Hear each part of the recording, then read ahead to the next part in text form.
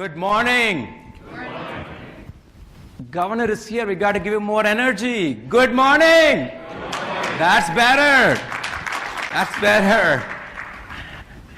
So it's my honor and privilege to welcome Governor. I believe this is the fourth time that we are getting Governor to our TiECon. And as the Michigan's 40th governor, Governor Snyder implemented a common sense approach to governing the state of Michigan, focusing on working together to find solutions for the state's toughest problems. With this unwavering commitment, Detroit has emerged from bankruptcy, and I believe this is one of the great comeback stories in the entire American history. Since Governor took office, almost close to 500,000 jobs in private sector have been created. As an entrepreneur himself, no other governor in this country understands job creation, economy, than our Governor Snyder. And he's known for his RPA. RPA, anyone knows what RPA is? Relentless positive action that has brought solutions to pressing problems and created optimism in Michigan. And like I said, he has spoken at multiple conferences for TiECons and TiEvent, and he's a great supporter of Ti. So ladies and gentlemen, please put your hands together. Let's give a Ti welcome to America's entrepreneurial governor, the man instrumental in leading Michigan's comeback, our governor, Governor Snyder.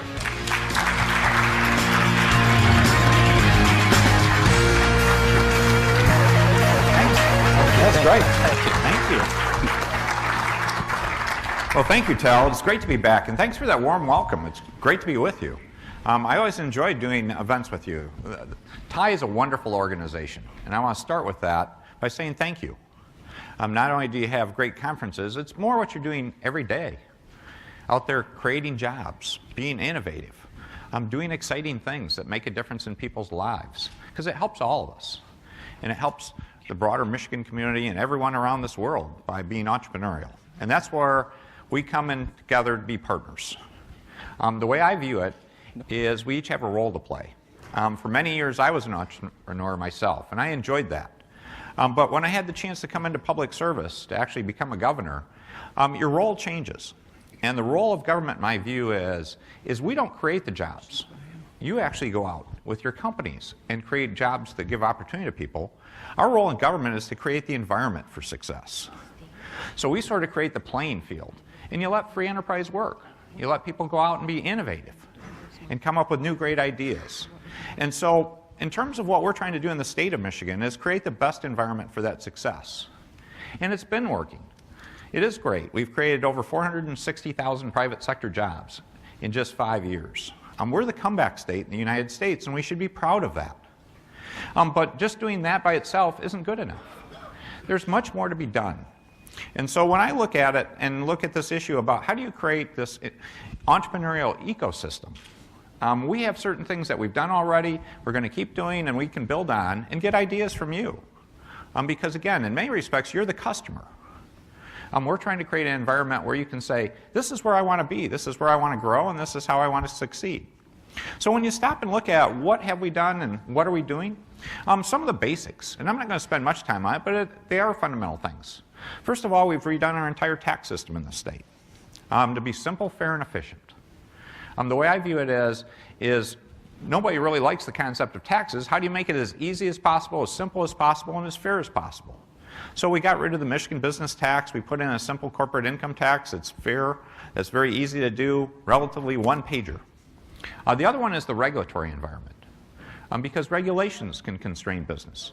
Now, to be open with you, regulations do have a role. We have important roles in terms of public health, public safety, so they are needed in some capacity. But how do you do them in a smart way? And I can tell you in the time I've been in office, we've gotten rid of over 2,000 regulations. Just taking them off the books because they didn't have value. And if anything, they probably constrained economic opportunity for people.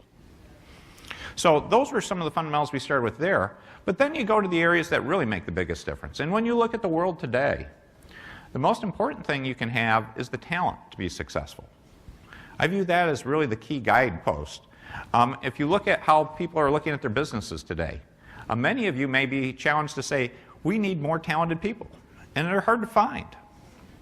And we need to foster an environment through our educational system or creating opportunities that people are going to look at new career options and look at these places to come.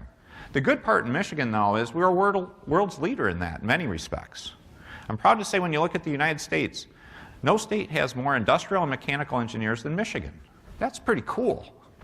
One that I didn't even recognize, though, and if you think about it, it is really exciting, is industrial design. Not only is it about engineering the product, what's the design of that product? And when we actually did the analysis, we have more industrial designers in Michigan than even California. We're the design center. And so we're actually organizing that now as we have an association now about industrial design so we can promote it more. But how do you keep that pipeline going? And one of the coolest programs we have that I've really been a huge supporter of, I get so excited by it, is FIRST Robotics. The whole FIRST program that actually goes back into elementary school with Lego. To give you an idea, we had a couple hundred teams when I became governor. We have over 400 and some teams today. We lead California, we lead any other state in the nation by a wide margin because we made some investments in terms of creating more teams, of encouraging people to become coaches and sponsors, because those are your future engineers. I call it a rock concert for nerds. If you haven't been to one of these events, you need to go to one of the FIRST competitions. It's awesome. And you see these young people all excited. And it's not just about, again, the hardware side or the software side of robotics itself. They actually do a whole business plan. So they learn about marketing, they learn about all these different areas as part of their experience. I can tell you as someone that's hired a lot of people in my life, typically when I'd look at a resume, I'd never spend much time on someone's high school background. You'd just usually stick to college and what work experience and other things. I can tell you now, if I looked at a resume, I would actually look back to that high school part to see if they were ever on a FIRST team. Because that's something that means something to me. In addition to all those technical skills, if you think about it, the greatest skill they're probably getting is more than that, is teamwork. Because think about how your businesses operate. You're not successful typically because you have one person that's an island. You're successful because you build a great team and people mesh together. They know each other so well, you can operate seamlessly.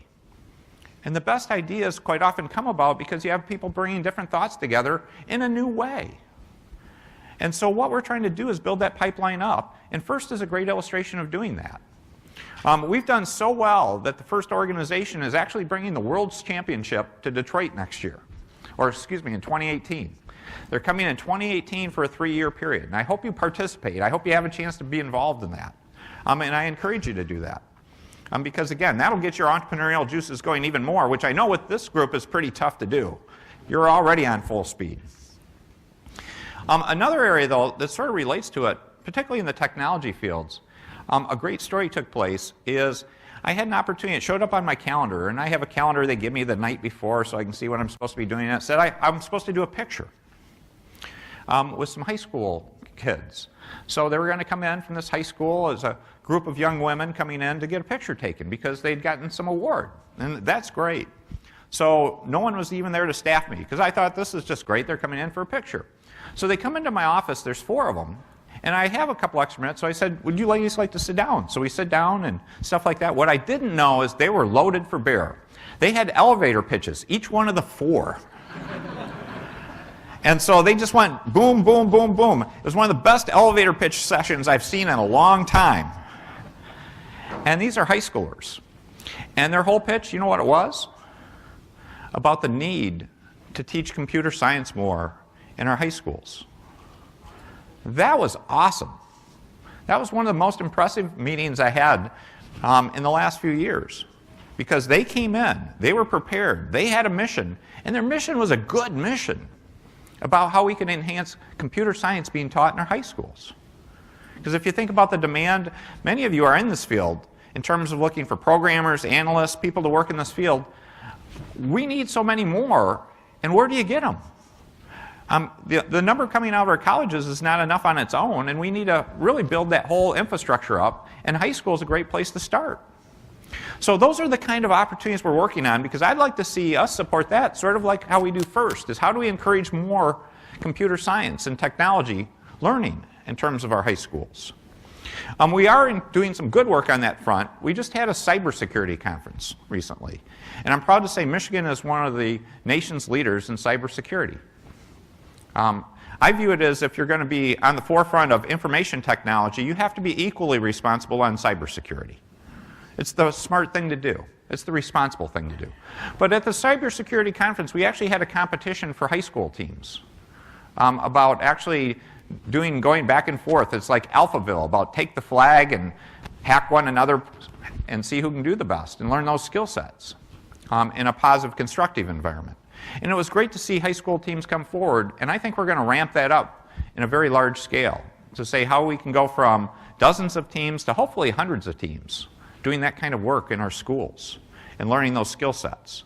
So those are the exciting things that I think are going to be critically important to keep you on the path you need to stay on, about getting the most talented people you can get and have them excited about what they're doing. The jurisdiction, whether it be a state, a country, whatever kind of area, that does the best at developing the skilled trades, the traditional skilled trades, new advanced manufacturing in terms of robotics, industrial automation, and engineering and design talent is going to have a competitive advantage. And then how to leverage that into great entrepreneurial places and other bigger organizations that are very successful. Because the demand for talent is going to be a driver in terms of who succeeds and who does the best.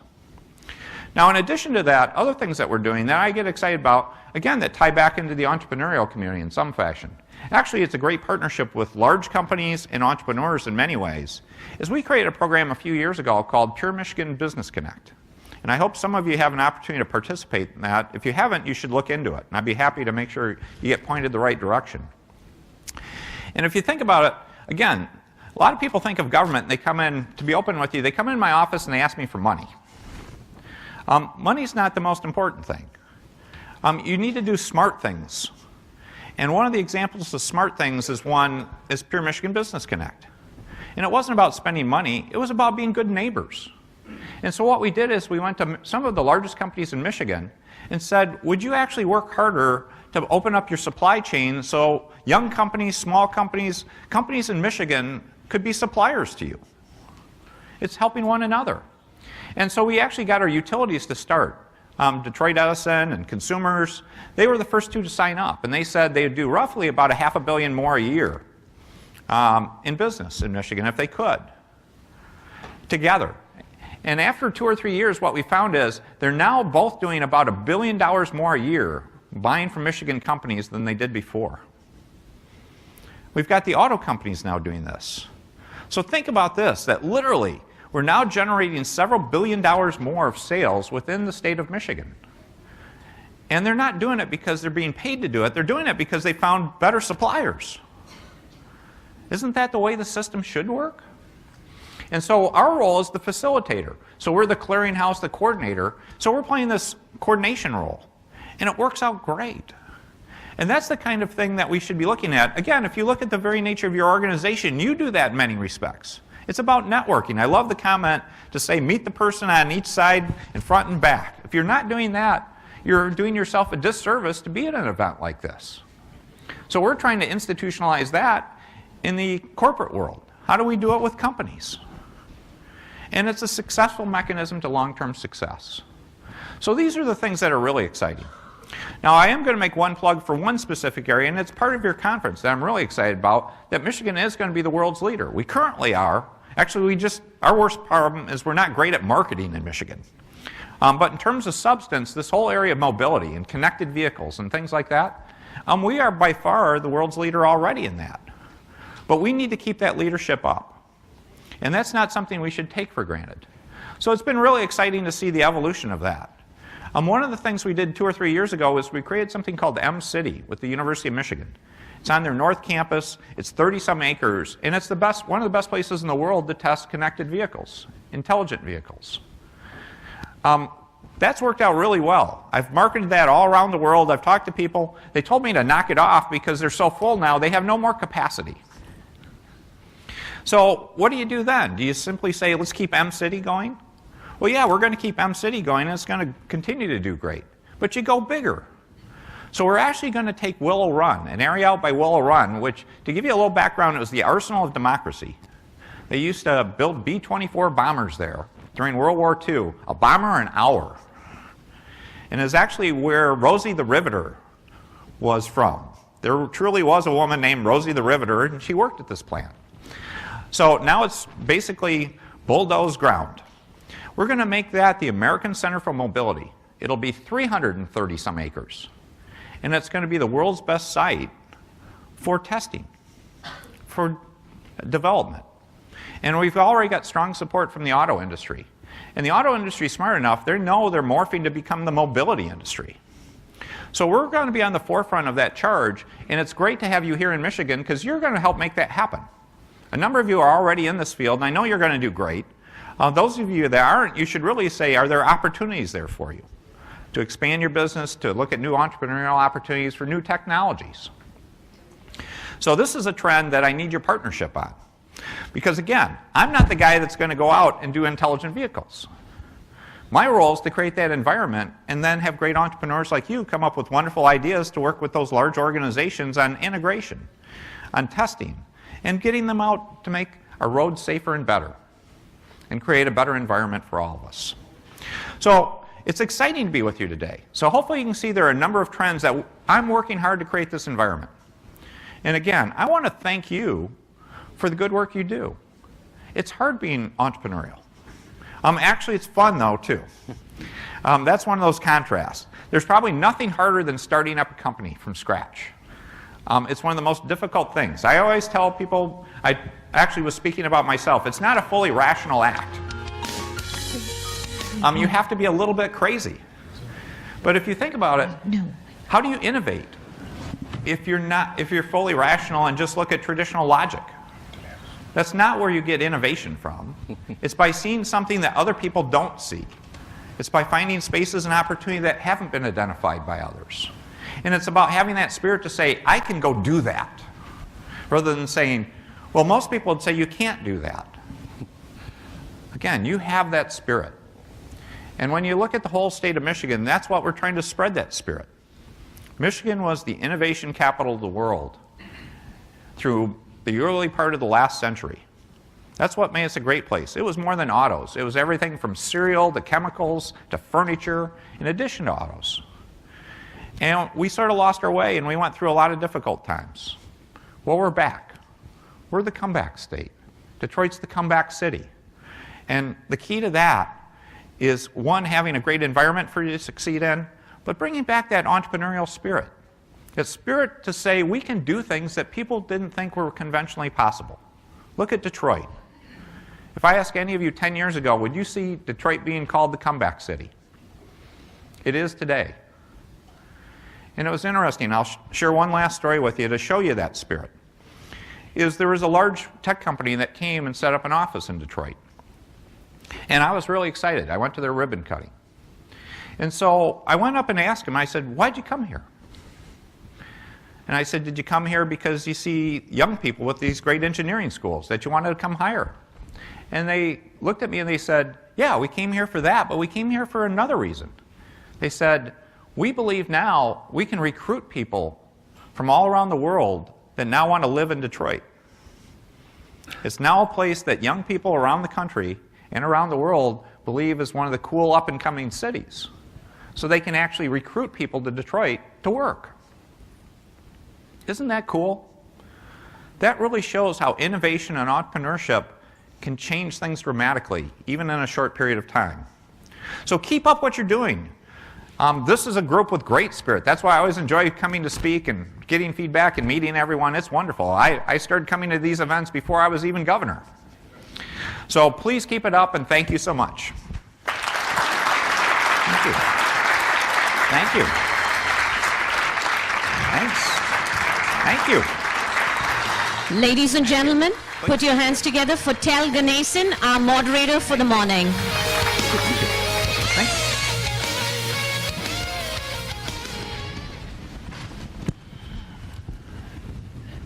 So I think you said you keep coming, right, Governor? Yeah. I think if I check, it is the 4th time you've been here. Probably as governor. I remember there was a classic time. It wasn't a big conference like this, but I did a meeting with your group in Southfield when I was running for office, and I can tell you it was a Friday night. Yes. You had some of the best food in the entire state of Michigan in the back. And it was a Friday night, and I was out on the campaign trail, and we did Q&A for 2 hours. That's right. Probably the longest Q&A probably you must have done. Well, I didn't even realize we were on a roll so much. We just kept on going and blazing away, and finally it's like, whoops, we better close this up. Right. It's 2 hours of Q&A is a long time, but it was great. So I appreciated that. Yeah, so the question for you is, why do you love TiE? Well, it's the spirit and wonderful people. I mean, just good people to begin with, but the whole concept of entrepreneurship and innovation and helping one another, the networking. Sure. Again, it's creating those relationships. And so I view it as a lot of great relationships of people that want to go stretch the boundaries of conventional thinking. Yes. So, as an entrepreneur, as a president and CEO of Gateway in the past, and as a VC, and as a governor, nobody understands the investment climate than you. So where do we stand today in Michigan in terms of investment? Yeah, the investment climate in Michigan is very good. Again, we're strong and stable as a state. Okay. Again, one of the things I'm really proud of, and this is the CPA in me coming out of, is we're financially responsible. And that's not a true statement of a lot of government, to be open with you. In terms of looking at long-term liabilities, of paying the debts that you owe, we've really reformed things. We actually get our budget done 3 months ahead of schedule, and we've done it for 6 years in a row. We've paid down our liabilities. Our liabilities are a third less than what they were 5 years ago. And we have money in our rainy day fund. So we've really created a stable environment because I want people to feel confident. From a business person's perspective, one of the key things you're always looking for from government or from kind of infrastructure kind of issues is knowing consistency, to know what you're dealing with. Sure. Uncertainty is one of the greatest risks. So we want to be really solid to say this is a great place that you can have confidence you can be for the next few decades. I know you've been calling yourself as a nerd governor. When did you realize that you are a nerd? Oh, I've been a nerd my whole life, and I'm a proud nerd. And it's funny, it goes back to, I love to learn about everything. Okay. And I did that since I was a young kid. I mean, I had collections. You can think about all the traditional collections you could when you were a kid. I was collecting everything because I like to learn about everything. And a couple funny stories is my sister actually is quite a bit older, and they used to have to buy their school books quite often back in the 50s.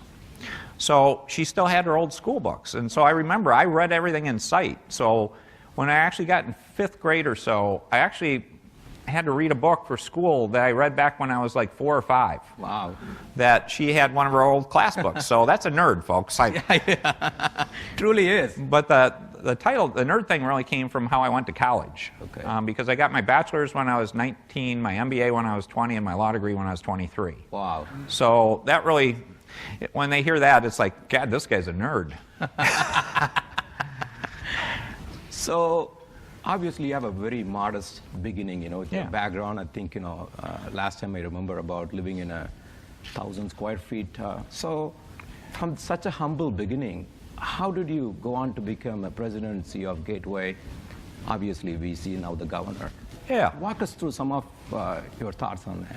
Yeah, what I tell people, and I was very fortunate. I grew up in a 900 square foot house or so, and the numbered streets of Battle Creek. But the key is really my folks, my parents, and what I describe as mentorship. In many respects, if you're fortunate enough to have people that can be great mentors, and I put my parents at the top of that list, you can do incredible things because you've got people that are going to be that supportive person to help you in your life. And so one of the things I've always focused on, I've tried to mentor people. Sure. And it's one of those things, if you have a chance and you don't have mentors, you should go find people. Because there are people that can be good role models, you can learn from, you can have that dialogue. And as I've mentored people, I tell them one rule. If they want to have some regular relationship, I said, I only have one requirement if you want me to be a mentor to you, to help you. And I said, you have to pass it on. I said, I never expect anything back, but I ask that you will go mentor somebody else. And it's that sharing. If you looked at my first career going into accounting, I was very fortunate. There was a partner there that was one of the best, smartest guys, a guy named Jerry Wolf. And he was the best client service person I ever met. I mean, he knew how to take care of his clients in a very positive, constructive way, and that really stuck with me about the importance not of just doing good tax work or accounting work, but really building people relationships to understand how you serve people. If people are hiring you to do something, how you deliver great products and services to them. So the other question, Governor, is about attracting people to Michigan. As you know, like you rightfully said, we need some crazy people, but also we need some cool people and make our place cool. Yeah. Because as you know, in this mobility, a lot of things are happening in the Silicon Valley, whether it is technology or mobility, but the coolness that is there seems to be not here in our city, in our state. What can you, as a governor, do to make our place cool? Yeah, well, it is. Again, that's where I go back to Detroit's comeback. Okay. Detroit is a place that's viewed as cool. It's one of the, and up and coming. People want to be in a place like that where it's got that, you know, vibrancy, that grittiness that's coming back. Occasionally, relentless positive action guy, but occasionally I've made the statement, do you want to be another yuppie in Chicago or you want to make a difference in Detroit? Because we want the people that just don't want to blend in and be part of a bigger crowd. We want people that want to come in and make their mark in a positive way in a community. Sure. And if you look at it, Detroit's that place. If you look at it, Grand Rapids. I don't know if many of you have been in Grand Rapids in some time, but Grand Rapids is just booming. Sure. It's really exciting. They have Art Prize there. Art Prize is the best illustration of great culture and economic development combined into one of any place in the country. So it's exciting to see. Obviously, we've got other great places, Ann Arbor. So there's a lot of great communities here that have that attitude and are doing that. Our biggest issue typically in Michigan is again, we're not good at marketing. There's a humility to Midwesterners, and we need to be louder and prouder about our state. Okay. So we need, actually, I ask all of you to be ambassadors for Michigan. And when people bring up the topic or talk about it, just make sure they know the facts of the cool stuff going on here, and people want to be part of that. Sure. Last question for the day, Governor. So how can an organization like TiE can work with MEDC, your office, to really move Michigan forward as we continue to be the leader of mobility? Yeah, well, some specific actions. Sure. Again, I would give you an illustration of a couple of those programs I talked about. Look at this room of entrepreneurs. I love your tagline, Ignite to Disrupt. It's great. But these are the kind of things to help get more involved with FIRST Robotics, first. Or this whole idea of we're going to do much more in computer science in terms of coding and different development opportunities for these young people. They need mentors.